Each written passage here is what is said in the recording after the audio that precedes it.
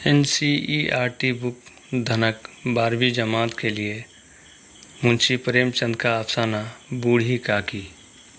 बुढ़ापा अक्सर बचपन का दौरसानी हुआ करता है। बूढ़ी काकी में जायका के सिवा कोई हिस्स बाकी न थी और न अपनी शिकायतों की तरफ मुखातिब करने का रोने के सिवा कोई दूसरा जरिया। आँखें, हाथ, पैर सब जवाब दे चुके थे, ज़मीन पर पड़ी रहती और जब घरवाले कोई बात इनकी मर्ज़ी के ख़िलाफ़ करते, खाने का वक्त टल जाता या मिक़दार काफ़ी न होती या बाज़ार से कोई चीज़ आती और इन्हें न मिलती तो वो रोने लगती थी और इनका रोना महज बिछोड़ना न था। वो आवाज़ बुलंद रोती। इनके शौहर को मरे हुए एक ज़माना गुज़र गया। 7 बेटे जवान हो कर दाग दे गए। 7 बेटे जवान हो कर दाग दे गए और अब एक भतीजे के सिवा दुनिया में उनका कोई और न था। इसी भतीजे के नाम उन्होंने अपनी सारी जायदाद लिख दी। उन हज़रत ने लिखाते वक्त तो खूब लंबे चौड़े वादे किए। वादे सिर्फ सब्ज़ बाग थे। अगरचे इस जायदाद की सालाना आमदनी 150-200 रुपये से कम न थी, लेकिन बूढ़ी काकी को अब पेट भर रूखा दाना भी मुश्किल से मिलता था। बुधराम तबीयत के नेक आदमी थे। बुधराम तबीयत के नेक आदमी थे, लेकिन उसी वक्त तक इनकी जीत पर कोई आँच न आए। रूपा तबीयत की तेज़ थी। रूपा तबीयत की तेज़ थी, लेकिन ईश्वर से डरती थी, इसलिए बूढ़ी काकी पर इसकी तेज़ी इतनी न खलती थी जितनी बुधराम की नेकी। बुधराम को कभी कभी अपनी बेइंसाफ़ी का एहसास होता। वो सोचते कि इस जायदाद की बदौलत मैं इस वक्त भला आदमी बना बैठा हूँ और अगर ज़ुबानी तस्कीन या तशफ़ी से सूरत हाल में कुछ इस्लाह हो सकती तो इन्हें मुतलक दरीग न होता, लेकिन मज़ीद ख़र्च का खौफ इनकी नेकी को दबाए रखता था। इसके बरक्स अगर दरवाज़ा पर कोई भला मानस बैठा होता और बूढ़ी काकी अपना नगमा बेहंगाम शुरू कर देती तो वो आग हो जाते थे और घर में आकर इन्हें ज़ोर से डांटने थे और घर में आकर उन्हें ज़ोर से डांटते थे।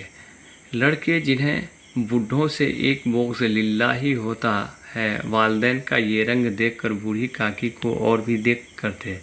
कोई चिटकी लेकर भागता, कोई उन पर पानी की कुल्ली कर देता। काकी चीख मारकर रोती, लेकिन ये तो मशहूर ही था कि वो सिर्फ खाने के लिए रोती है, इसलिए कोई एक नालाए फरियाद पर ध्यान न देता। हाँ, अगर काकी कभी गुस्से में आकर लड़कों को गालियां देने लगती तो रूपा मौके पर वारदात पर ज़रूर जाती। इस खौफ से काकी अपनी शमशेर ज़ुबानी का साज ही कभी इस्तेमाल करती थी। हालांकि रफ़ा शर की ये तदबीर रोने से ज़्यादा कारगर थी। सारे घर में अगर किसी को काकी से मोहब्बत थी तो वह बुधराम की छोटी लड़की लाडली थी। लाडली अपने दोनों भाइयों के खौफ से अपने हिस्से की मिठाई या चवीना बूढ़ी काकी के पास बैठकर खाया करती। इस मुनासिब एगराज ने इन दोनों में मोहब्बत और हमदर्दी पैदा कर दी थी। रात का वक्त था। बुधराम के दरवाजे पर शहनाई बज रही थी और गांव के बच्चों का जमा गफीर निगाह हैरत से गाने की दाद दे रहा था। आज बुधराम के बड़े लड़के सुखराम का तिलक आया है। ये उसी का जश्न है। घर में मस्तूरात गा रही थी और रूपा मेहमानों की दावत का सामान करने में मसरूफ़ थी। भट्टियों पर कड़ाह चढ़े हुए थे और मैं पूरियाँ कचौड़ियाँ निकल रही थी। एक बड़े हिंड में मसालेदार तरकारी पक रही थी। घी और मसाले की इश्तहा अंगेज़ खुशबू चारों तरफ फैली हुई थी। बूढ़ी काकी अपनी अंधेरी कोठरी में ख्याल गम की तरह बैठी हुई थी। ये लज्जत आमेज़ खुशबू इन्हें बेताब कर रही थी। वो दिल में सोचती थी, शायद मुझे पूरियाँ न मिलेंगी। इतनी देर हो गई, कोई खाना लेकर नहीं आया। मालूम होता है कि लोग सब खा गए हैं, मेरे लिए कुछ न बचा। ये सोचकर इन्हें बेख्तियार रोना आया, लेकिन शगुन के खौफ से रो न सकी। आह, कैसी खूबू है! अब मुझे कौन पूछता है, जब रोटियों ही के लाले में हैं तो ऐसे नसीब कहाँ के पूरियाँ पेट भर मिलेंगे। ये सोचकर इन्हें फिर बेख्तियार रोना आया। कलेजे में एक हवक सी उठने लगी, लेकिन रूपा के खौफ ने उन्होंने जब्त कर लिया। रूपा के खौफ से उन्होंने फिर जब्त कर लिया। बूढ़ी काकी देर तक इन्हें अफसोसनाक ख्यालों में डूबी रही। घी और मसाले की खुशबू रह कर दिल को आपे से बाहर किए देती थी। मुंह में पानी भर भर आता था। पूरियों का जायका याद करके दिल में गुदगुदी होने लगती थी। किसे पुकारो, आज लाडली भी नहीं आई। दोनों लौंडे रोज़ दिख क्या करते थे हैं, आज इनका भी कहीं पता नहीं। कुछ मालूम होता कि क्या बन रहा है। बूढ़ी काकी के चश्म ख्याल में पूरियों की तस्वीर नाचने लगी। खूब लाल लाल फूली फूली नर्म नर्म होंगी। रूपा ने खूब माइन दिया होगा। कचौड़ियों के में अजवाइन और इलायची की महक आ रही होगी। एक पूरी मिलती तो ज़रा हाथ में लेकर देखती। क्यों न चलकर कड़ाह के सामने ही बैठूं। पूरियां छन छन करके कड़ाह में तैरती होंगी। कड़ाह के गर्मा गर्म निकल कर कटोने में रखी जाती होंगी। फूल हम घर में भी सूंघ सकते हैं, लेकिन शेर बाग का कुछ और ही लुत्फ है। इस तरह फैसला करके बूढ़ी काकी अकड़ू बैठकर हाथ के बल खिसकती हुई बमुश्किल तमाम चौखट से उतरी और धीरे धीरे रेंगती हुई कड़ाव के पास जा बैठी।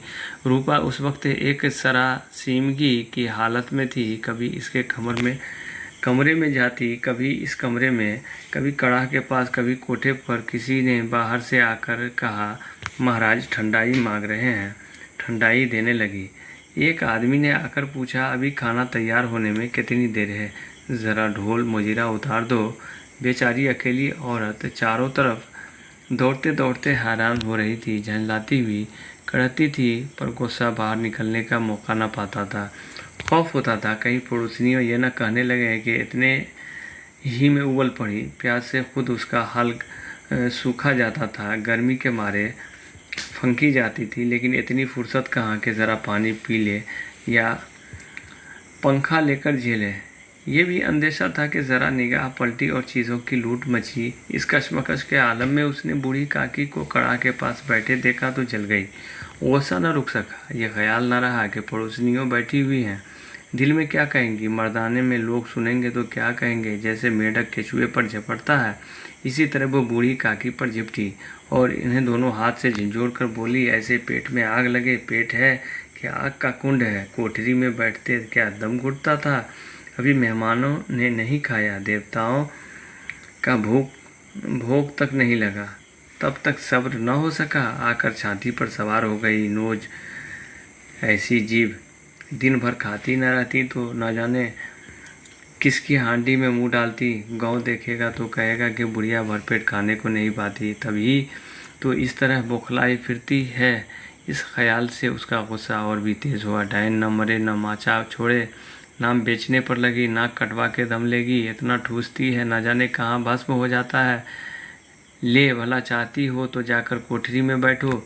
जब घर के लोग लेंगे तो तुम्हें भी मिलेगा। तुम कोई देवी नहीं हो कि चाहे किसी के मुंह में पानी तक न जाए, लेकिन पहले तुम्हारी पूजा कर दे। बूढ़ी काकी ने सर न उठाया, न रोई न बोली, चुपचाप रेंगती हुई वहाँ से अपने कमरे में चली गई। सदमा ऐसा सख्त था कि दिलो दिमाग में सारी क़ुव्वतें, सारे जज्बात, सारी हसियात और इस तरह के रुजू हो गई थी जैसे नदी में जब कड़ाह का कोई बड़ा टुकड़ा कटकर गिरता है और आसपास का पानी चारों तरफ से सिमटकर उस खुला को पूरा करने के लिए दौड़ता है। खाना तैयार हो गया। आंगन में पित्तल पड़ गए। मेहमान खाने लगे। औरतों ने जीवनार गाना शुरू किया, लेकिन आदाब मजलिस के मुताबिक जब तक सबके सब खाना चुकी कोई उठ ना सकता था। बूढ़ी काकी अपनी कोठरी में जाकर पछता रही थी कि कहाँ गई। उन्हें रूपा पर गुस्सा नहीं था, अपनी उजलत पर अफसोस था। सच तो यह है कि जब तक मेहमान लोग खाना चुकेंगे, घर वाले कैसे खाएंगे। मुझसे इतनी देर भी न रहा गया। सबके सामने पानी उतर गया। अब जब तक कोई बुलाने आएगा ना जाऊंगी। दिल में ये फैसला करके वो खामोशी से बुलावे का इंतज़ार करने लगी, लेकिन घी के मरगूब खुशबू बहुत सब्र आजमा साबित हो रही थी। इन्हें एक एक लम्हा, एक घंटा मालूम होता था। अब पीतल बिछ गए होंगे, अब मेहमान आ गए होंगे, लोग हाथ पैर धो रहे हैं। मालूम होता है कि लोग खाने पर बैठ गए हैं। जीवनार गाया जा रहा है। ये सोचकर बहाने के लिए लेट गईं और धीरे धीरे से गुनगुनाने लगी। इन्हें मालूम हुआ कि मुझे गाते बहुत देर हो गई है। क्या इतनी देर तक लोग खा ही रहे होंगे? किसी की बोलचाल सुनाई नहीं देती। ज़रूर लोग खा पी चुके होंगे। मुझे कोई बुलाने नहीं आया। रूपा चिढ़ गई। क्या जाने न बुलाए, सोचती हो कि आप ही आएंगे, कोई मेहमान नहीं के बुलाऊं। बूढ़ी काकी चलने के लिए तैयार हुई। ये यकीनन अब एक लम्हे के लिए पूरियां और मसालेदार तरकारियां सामने आएंगी। इनके हुस्न जायका को गुदगुदाने लगा। उन्होंने दिल में तरह तरह के मंसूबे बांधे। पहले तरकारी से पूरियां खाऊंगी, फिर दही और शक्कर से कचौड़ियाँ रायते के साथ मज़ेदार मालूम होंगी। चाहे कोई बुरा माने या भला, मैं तो मांग मांग कर खाऊंगी। यही न लोग कहेंगे इन्हें लिहाज नहीं है। क्या करेंगे, इतने दिनों बाद पूरियाँ मिल रही हैं तो मुंह जूठा करके थोड़े ही उठ आऊँगा। वो अकड़ू बैठकर हाथों के बल खिसकती हुई आंगन में आई, मगर वाहे किस्मत, इश्तियाक ने अपनी पुरानी आदत के मुताबिक वक्त का गलत अंदाज़ा किया। मेहमानों की जमात अभी बैठी हुई थी। कोई खाकर उंगलियां चाटता था और कंकियों से देखता था और लोग खा रहे हैं या नहीं। कोई इस फिक्र में था कि पीतल पर पूरियाँ छोटी जाती हैं। काश किसी तरह इन्हें अंदर रख देता। कोई दही खा के ज़ुबान चटक खारता था, लेकिन दूसरा सिकुड़ मांगते हुए शर्माता था। इतने में बूढ़ी काकी रेंगती हुई उसके बीच में जा पहुंची। कई आदमी चौंक कर उठ खड़े हुए। आवाज़ें आईं, अरे ये कौन बुढ़िया है, देख किसी को छू मत। ए पंडित बुधराम काकी को देखते ही गुस्से से तिलमिला गए। पूरियों का थाल लिए खड़े थे।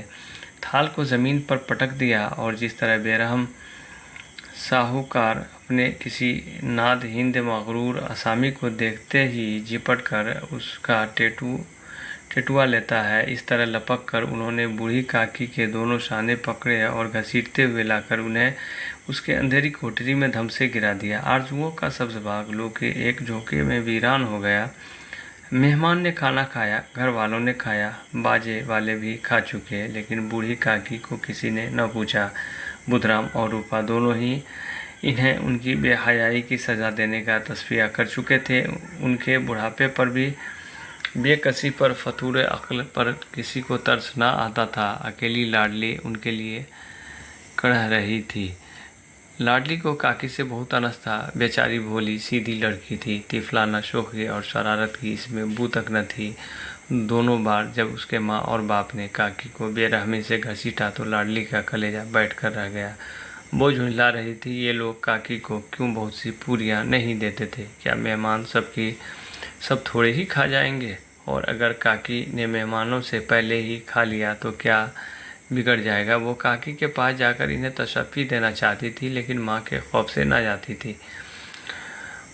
उसने अपने हिस्से की पूरियाँ मुतलक न खाई थी, अपनी गुड़ियों की पिटारी में बंद कर रखी थी। वो ये पूरियाँ काकी के पास ले जाना चाहती थी। उसका दिल बेकरार हो रहा था। बूढ़ी काकी मेरी आवाज़ सुनते ही उठ बैठेगी। पूरियाँ देखकर कैसे खुश होगी, मुझे खूब प्यार करेंगी। रात के 11 बज चुके थे। रूपा आंगन में पड़ी सो रही थी। लाडली की आंखों में नींद न आई। काकी को पूरियाँ खिलाने की खुशी उसे सोने न देती थी। उसने गुड़ियों को पेटारी सामने ही रख दिया। जब उसे यकीन हो गया कि अम्मा गाफिल सो रही हैं तो वो चुपके से उठी और सोचने लगी, कैसे चलूं? चारों तरफ अंधेरा था, सिर्फ चूल्हों में आग चमक रही थी और चूल्हों के पास एक कुत्ता लेटा हुआ था। लाडली की निगाह दरवाजे वाले नीम के दरख्त की तरफ गई। उसे मालूम हुआ कि उस पर हनुमान जी बैठे हुए हैं। उनकी गदा सब साफ नजर आती थी। मारे खौफ के उसने आंखें बंद कर ली। इतने में कुत्ता उठ बैठा। लाडली को ढारिस हुई। कई सोते हुए आदमियों की बनिस्बत एक जागता हुआ कुत्ता उसके लिए ज़्यादा तक़व्वुत का वारिस हुआ। उसने पेटारी उठाई और बूढ़ी काकी की कोठरी की तरफ चली। बूढ़ी काकी को महज इतना याद था कि किसी ने मेरे शाने पकड़े। फिर इन्हें ऐसा मालूम हुआ जैसे कोई पहाड़ उड़ाए ले जाता है। उनके पैर बार बार पत्थरों से टकराए। तब किसी ने उन्हें पहाड़ पर से पटक दिया। वो बेहोश हो गई। जब उनके होश बजा हुए तो किसी की ज़रा भी आहट न मिली। समझ गई कि सब लोग खा पी कर सो गए और उनके साथ मेरी तकदीर भी सो गई। रात कैसे कटेगी? राम, क्या खाऊं? पेट में आग जल रही है। हाँ, किसी ने मेरी सुध न ली। क्या मेरा ही पेट काटने से धन हो जाएगा? इन लोगों को इतनी दया भी नहीं आती कि बुढ़िया न जाने कब मर जाए। उसका रवैया क्यों दुखा है? मैं पेट की रोटियां ही खाती हूँ और कुछ और, पर ये हाल में अंधी अपाहिज ठहरी, न कुछ सूझे न बूझे। अगर आंगन में चली गई तो क्या बुधराम से इतना कहते न बनता कि काकी अभी लोग खा रहे हैं फिर आना। मुझे घसीटता पटका इन्हें पूरियों के लिए। रूपा ने सबके सामने गालियां दी इन्हीं पूरियों के लिए, और इतनी दुर्गत करके भी उनका पत्थर का कलेजा न पसीजा। सबको खिलाया, मेरी बात न पूछी। जब तब ही न दिया तो अब क्या देगी, ये सोचकर मायूसाना सब्र के साथ लेट गई। रेखत से गला भर भर कर आता, लेकिन मेहमानों के लिहाज से रोती न थी। एकाएक उनके कान में आवाज़ आई, काकी उठो, पूरियाँ लाई हूँ। काकी ने लाडली की आवाज़ पहचानी, चटपट उठ बैठी, दोनों हाथ से लाडली को टटोला और उसे गोद में बिठा लिया। लाडली ने पूरियाँ निकाल कर दी। काकी ने पूछा, क्या तुम्हारी अम्मा ने दी हैं? लाडली ने फख्र से कहा, नहीं, ये मेरे हिस्से की हैं। काकी पूरियों पर टूट पड़ी। 5 मिनट में पेटारी खाली हो गई। लाडली ने पूछा, काकी पेट भर गया? जैसे थोड़ी सी बारिश ठंडक की जगह और फिर उमस पैदा कर देती है, इसी तरह इन चंद पूरियों से काकी की इश्तहा और रग़बत को और भी तेज़ कर दिया। बोली, नहीं बेटी, जाके अम्मा से और मांग लाओ। लाडली, अम्मा सोती हैं, जगाऊंगी तो अम्मा मारेंगी। काकी ने पेटारी को फिर टटोला। इसमें चंद रेजे गिरे थे, इन्हें निकाल कर खा गई। बार बार होठ चाटती थी, चटकारे भरती थी। दिल महसूस रहा था और पूरियाँ कैसे पाऊँ। सब्र का बांध जब टूट जाता है तो ख्वाहिश का बहाव काबू से बाहर हो जाता है। मस्तों को सुरूर की याद दिलाना इन्हें दीवाना बनाता है। काकी का बेताब दिल ख्वाहिश के इस बहाव में बह गया। हलाल हराम की तमीज़ न रही। वो कुछ देर तक इस ख्वाहिश को रोकती रही। एकाएक लाडली से बोली, मेरा हाथ पकड़कर वहाँ ले चलो जहाँ मेहमानों ने बैठकर खाना खाया था। लाडली उनका मंशा न समझ सकी। उसने काकी का हाथ पकड़ा और इन्हें लाकर झूठे पतलों के पास बैठा दिया और गरीब भूख की मारी फातिरुल अक्ल बुढ़िया पतलों से पूरियों के टुकड़े चुन चुन कर खाने लगी। दही कितना लजीज था, सालन कितना मज़ेदार, कचौरियाँ कितनी सलोनी, समोसे कितने खस्ता और नर्म। काकी फतूर अक्ल के बावजूद जानती थी कि मैं वो कर रही हूँ जो मुझे न करना चाहिए। मैं दूसरों के झूठे पितल चाट रही हूँ, लेकिन बुढ़ापे की हिर्स मर्ज का आखिरी दौर है, जब सारे हवास एक ही मरकज़ पर आकर जमा हो जाते हैं। बूढ़ी काकी में ये मरकज़ उनका हुस्न ज़ायक़ा था। ऐन उसी वक्त रूपा की आँख खुली। उसे मालूम हुआ कि लाडली मेरे पास नहीं। चूँकि चारपाई के इधर उधर ताकने लगी कि कहीं लड़की नीचे तो नहीं गिर पड़ी। उसे वहाँ न पाकर वो उठ बैठी तो क्या देखती है कि लाडली झूठे पतलियों के पास चुपचाप खड़ी है और बूढ़ी काकी पतलों पर से पूरियों के टुकड़े उठा उठा कर खा रही हैं। रूपा का कलेजा सन्न हो गया। एक बरहमनी दूसरों का झूठा पित्तल टटोले, इससे इबरतनाक नज़ारा नामुमकिन था।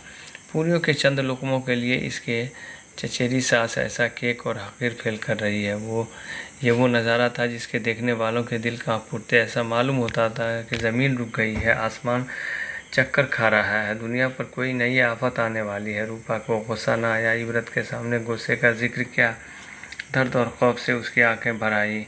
उस धर्म और पाप का इल्ज़ाम किस पर है? उसने सिद्ध के दिल से आसमान की तरफ हाथ उठाकर कहा, परमात्मा, मेरे बच्चों पर रहम करना, इस अधर्म की सज़ा मुझे मत देना, हमारा सत्यानाश हो जाए। रूपा को अपनी खुदगर्जी और बेइंसाफ़ी आज तक कभी इतनी सफाई से नज़र न आई थी। हाय, मैं कितनी बेरहम हूँ, जिसकी जायदाद से मुझे 200 रुपये साल की आमदनी हो रही है, इसकी ये दुर्गत और मेरे कारण है। इस पर मुझसे बड़ा भारी गुनाह हुआ है, मुझे माफ़ करो।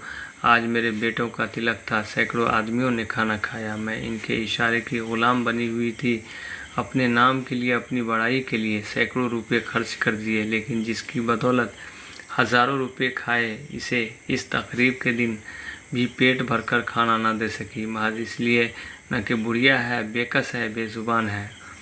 उसने चिराग जलाया, अपने भंडारे का दरवाज़ा खोला और एक थाली में खाने की सब चीज़ें सजाकर लिए हुए बूढ़ी काकी की तरफ चली। आधी रात हो चुकी थी। आसमान पर तारों के थाल सजे हुए थे और उन पर बैठे हुए फरिश्ते बहिश्ती नेमतें सजा रहे थे। लेकिन इनमें किसी को वो मुसर्रत न हासिल हो सकती थी जो बूढ़ी काकी को अपने सामने थाल देखकर हुई। रूपा ने रक़्क़त आमेज़ लहजे में कहा, काकी उठो, खाना खा लो, मुझसे आज बड़ी भूल हो गई, उसका बुरा ना मानना, परमात्मा से दुआ करो वो मेरी ख़ता माफ़ कर दे। भोले भाले बच्चे की तरह जो मिठाइयाँ पाकर मार और घुड़कियाँ सब भूल जाता है। बूढ़ी काकी बैठी हुई खाना खा रही थी। इनके एक एक रुएं से सच्ची दुआएं निकल रही थी। इनके एक एक रुएं से सच्ची दुआएं निकल रही थी और रूपा बैठी ये रूहानी नज़ारा देख रही थी। प्रेम।